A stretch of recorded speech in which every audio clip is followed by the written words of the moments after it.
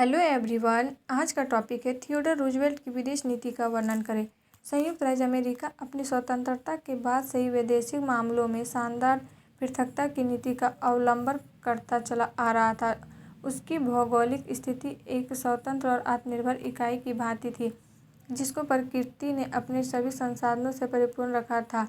अपनी इस शानदार उपलब्धि और स्थिति से संतुष्ट होकर अमेरिका ने अपने महाद्वीप के बाहर औपनिवेशिक साम्राज्य की स्थापना की दिशा में कोई प्रयत्न नहीं किया और न ही कभी किसी दूसरे राष्ट्र के मामले में अनावश्यक रूप से हस्तक्षेप ही किया। वस्तुतः संयुक्त राज्य अमेरिका अपनी स्वतंत्र पृथकतावादी विदेश नीति के माध्यम से समस्त विश्व के सामने एक आदर्श प्रस्तुत करना चाहता था।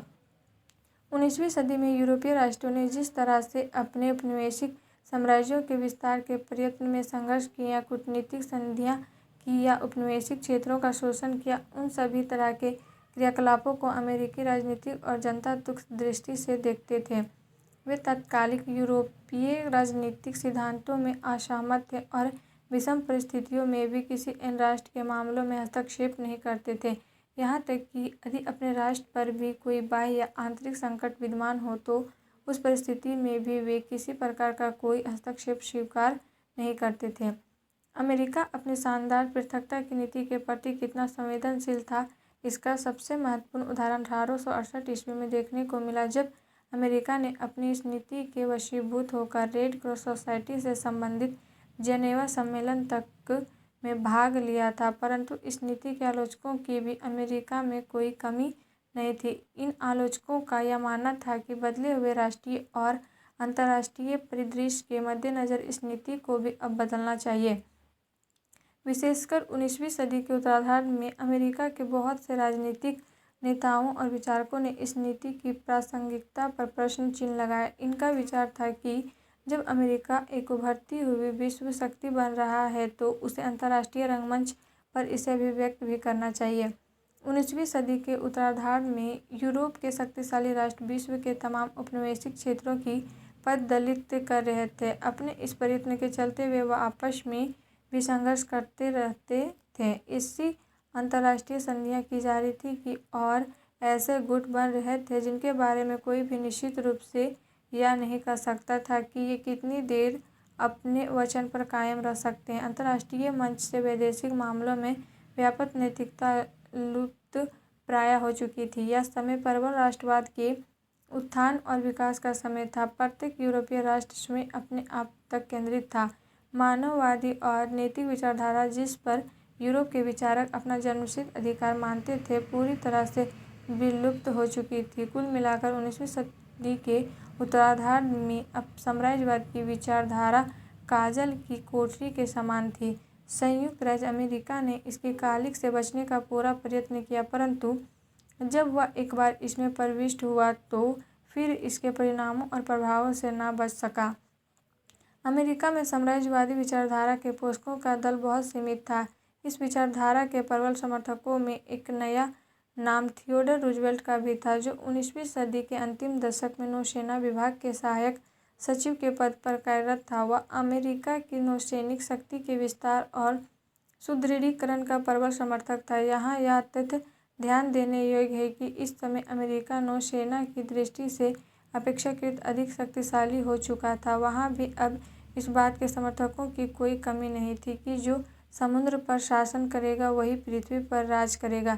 संयोग से संयुक्त राज्य अमेरिका ने अपनी शानदार पृथकता की नीति एक समुद्री हादसे के चलते ही किनारे लगाने की कोशिश को अमेरिका का एक समुद्री जहाज हवाना बंदरगाह पर एक विस्फोट के चलते दुर्घटनाग्रस्त हो गया और जहाज में सवार 260 व्यक्ति मारे गए। अमेरिकी जनता ने इस विस्फोट के लिए स्पेन को दोषी माना। स्पेन के प्रति उनकी दुर्भावना पहले से ही उपस्थित थी, क्योंकि स्पेन के एक राजनीतिक धूप डिलोम ने अमेरिकी राष्ट्रपति मैकिनले को एक कमजोर राष्ट्रपति की संज्ञा दी थी।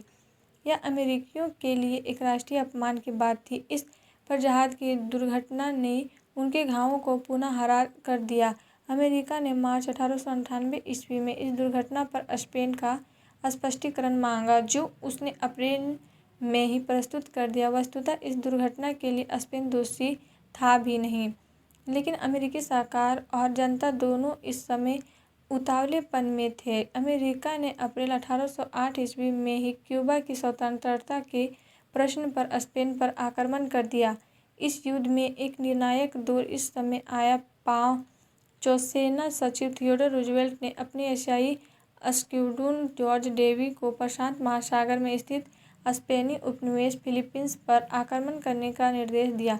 इस प्रकार अमेरिका ने अपने शानदार पृथकता संघर्ष के नंगे नाच में अपनी दस्तक भी दे दी। दोनों युद्धरत पक्षों के बीच में अक्टूबर 1898 ईस्वी में पेरिस में शांति वार्ता संपन्न हुई। इसके परिणामस्वरूप 10 दिसंबर 1898 ईस्वी में दोनों पक्षों में एक संधि संपन्न हुई। इस संधि के प्रमुख प्रावधान निम्न थे: का क्यूबा को स्वतंत्र घोषित कर दिया गया। था अमेरिका ने $20 मिलियन के बदले में स्पेन से उसका उपनिवेश फिलीपींस प्राप्त कर लिया। गा विजयी पक्ष अमेरिका को युद्ध के हार जाने के रूप में गुआम और प्यूर्टोरिको के क्षेत्र प्राप्त हुए। फिलीपींस के अधिग्रहण को तत्कालीन अमेरिकी राष्ट्रपति मैकिनले ने ईश्वरीय इच्छा का परिणाम बताया, परंतु अमेरिका के राजनीतिक विचारकों की इस प्रश्न पर अलग अलग राय थी। परंतु इस प्रयत्न का परिणाम संयुक्त राज्य अमेरिका के औपनिवेशिक शोषण को दुनिया में प्रविष्टि होना था।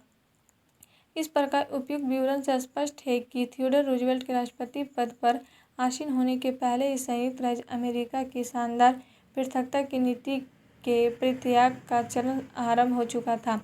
नया राष्ट्रपति थियोडोर रूजवेल्ट तो स्वयं अपने राष्ट्र को एक विश्व शक्ति के रूप में अंतर्राष्ट्रीय रंगमंच पर आसीन करना चाहता था, परंतु यहाँ एक तथ्य पर विशेष ध्यान देना होगा कि थियोडोर रूजवेल्ट किसी नई विदेश नीति का प्रवर्तन नहीं करना चाहता था और न ही वह यूरोप के देशों की गुटबंदी में ही फंसना चाहता था।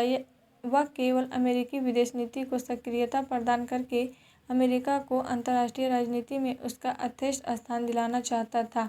यह एक ऐसा स्वप्न था जो उसने राष्ट्रपति पद को ग्रहण करने के पहले देखा था और पद ग्रहण करने के बाद इसे मूर्त रूप देना चाहता था। राष्ट्रपति थियोडोर रूजवेल्ट ने अपनी विदेश नीति को स्पष्ट रूप से दो भागों में बांटा। उसका एक भाग द्वीप के नए क्षेत्रों और पनामा जलमार्ग के चारों ओर केंद्रित था, जो अमेरिका स्पेन युद्ध का स्वाभाविक परिणाम था। अब अमेरिका एक ऐसी स्थिति को प्राप्त कर चुका था जहां वह अटलांटिक और प्रशांत महासागर दोनों में आक्रमण के संकट का अनुभव करने लगा था। उसकी विदेश नीति का दूसरा भाग अंतर्राष्ट्रीय कूटनीति में राष्ट्रपति के व्यक्तिगत साहसिक निर्णयों एवं कार्यों का प्रतिनिधित्व करता था और अमेरिका के लिए एक विश्व शक्ति के रूप में एक महान शक्ति का परिचायक था। थियोडोर रूजवेल्ट पहला ऐसा अमेरिकी राष्ट्रपति था जो यूरोपीय राष्ट्रों की कूटनीतिपूर्ण कार्यों को सही अर्थों में समझता था। वह स्पष्ट रूप से यह देख और समझ रहा था कि किस प्रकार से यूरोपीय राष्ट्र अपनी सैन्य शक्ति को बढ़ाकर अपने औपनिवेशिक क्षेत्रों में वृद्धि कर रहे हैं। इस समय एक ऐसा अंतर्राष्ट्रीय औपनिवेशिक वातावरण बन चुका था जिसके परिणामों का दुष्परिणामों से अमेरिका अछूता नहीं रह सकता था। रूस जापान युद्ध 1905 ईस्वी 1905 ईस्वी के रूस जापान युद्ध में अपेक्षाकृत एक छोटे राष्ट्र जापान ने विश्व को एक बड़ी शक्ति रूस को पराजित कर दिया। जापान की इस विजय ने विश्व के अन्य राष्ट्रों को अचंभित कर दिया। पराजित रूस अब यह चाहता था कि किसी प्रकार से कोई सम्मानजनक समझौता जापान से हो सके। इस विषम परिस्थिति में थियोडोर रूजवेल्ट ने हस्तक्षेप करने का निश्चय किया और इस युद्ध को समाप्त करवाने में महत्वपूर्ण भूमिका निभाई। राष्ट्रपति थियोडोर रूजवेल्ट के प्रयत्नों के चलते रूस और जापान के मध्य पोर्ट्समाउथ की संधि संपन्न हुई। इस संधि के द्वारा रूस के हितों की कुछ रक्षा की गई। थियोडोर रूजवेल्ट ने इस संकट को सुलझाने में जो भूमिका निभाई उसके लिए उसे शांति का नोबेल पुरस्कार भी प्रदान किया गया। इस सम्मान को प्राप्त करने के बाद विश्व राजनीति में थियोडोर रूजवेल्ट का महत्व और प्रतिष्ठा बहुत बढ़ गई। जब 1905 से 1906 में यूरोप की शक्तियों के बीच तनाव मोरक्को संकट के चलते बहुत बढ़ गया था। इस विषम परिस्थिति में जर्मनी ने अमेरिका से अनुरोध किया कि वह ब्रिटेन और फ्रांस को अल्जीयर्स सम्मेलन में सम्मिलित होने के लिए राजी करे। थियोडोर रूजवेल्ट के प्रयत्नों के चलते यह संकट कुछ वर्षों के लिए टल गया। इसी प्रकार 1911 ईस्वी में अगादिर संकट विश्व के समकक्ष उत्पन्न हो गया। इस समय जर्मनी की आक्रामक नीति के चलते स्थिति विस्फोटक रूप ग्रहण कर रही थी। ब्रिटेन ने इसके विरुद्ध अपनी तीव्र प्रतिक्रिया व्यक्त की। अमेरिकी राष्ट्रपति थियोडोर रूजवेल्ट ने ब्रिटेन का समर्थन किया और विश्व को एक बार फिर महान संकट से बचा लिया। इंग्लैंड से संबंधित नीति। इंग्लैंड से संयुक्त राज्य अमेरिका के ऐतिहासिक संबंध रहे हैं।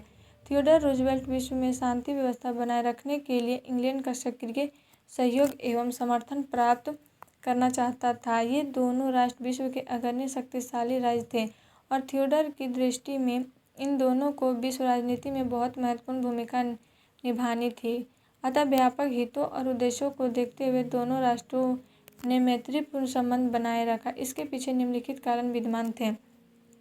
पहला, दोनों राष्ट्रों का आंग्ल भाषा भाषी होना तथा लोकतंत्रवादी व्यवस्था का प्रमुख रक्षक होना। दूसरा, जर्मनी की बढ़ती हुई नौसैनिक शक्ति से ब्रिटेन को संकट पैदा होने की तीव्र संभावना का होना। तीसरा, अंतर्राष्ट्रीय वाणिज्य क्षेत्र में जर्मनी की बढ़ती हुई महत्वाकांक्षाएं। चौथा, एशिया में मुक्त द्वार नीति के प्रति जर्मनी का विरोध। पाँचवां, अफ्रीका में जर्मनी की बढ़ता हुआ साम्राज्यिक हस्तक्षेप। छठा, जर्मनी के शासक कैंसलर विलियम द्वितीय की उपराष्ट्रीयता तथा यूरोप, अफ्रीका, वेस्टइंडीज एवं लैटिन अमेरिका में प्रादेशिक महत्वाकांक्षाएं। उपयुक्त कारणों से संयुक्त राज्य अमेरिका और इंग्लैंड में परस्पर सहयोग और मैत्रीपूर्ण संगठन की भावना का विकास हुआ। अब इंग्लैंड अपनी स्वर्णिम अलगाव की नीति का परित्याग कर चुका था। दोनों राष्ट्र पूर्वी एशिया, कैरिबियन द्वीप समूह, अटलांटिक और प्रशांत महासागर संबंधित एक दूसरे की नीतियों से सहमत थे। और आप लोग को वीडियो अच्छी लगी तो please like and subscribe my YouTube channel and share जरूर करें।